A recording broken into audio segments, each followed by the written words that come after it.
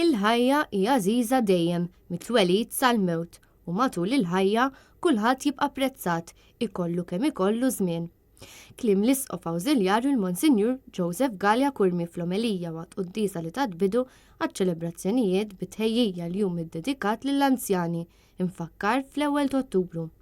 Il-Quddiesa kienet iċċelebrata fil-Bażilika tal-Mosta.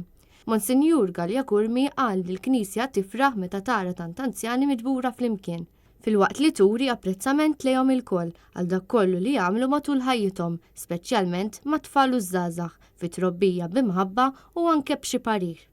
Għall-Quddiesa attendew anzjani residenti fid-djar tal-anzjani uħud minnhom akkumpanjati minn qraba b'diversi oħra fosthom membri tal-Assoċjazzjoni Pensjonanti Anzjani Nazzjonalisti. Preżenti wkoll il-President ta' Malta George Vella u s-Sinjura tiegħu, il-kelliem tal-Oppożizzjoni għall-Akkomodazzjoni Soċjali Ivan Bartolo u l-Speaker tal-Kamra tar-Rappreżentanti Angelo Farrugia.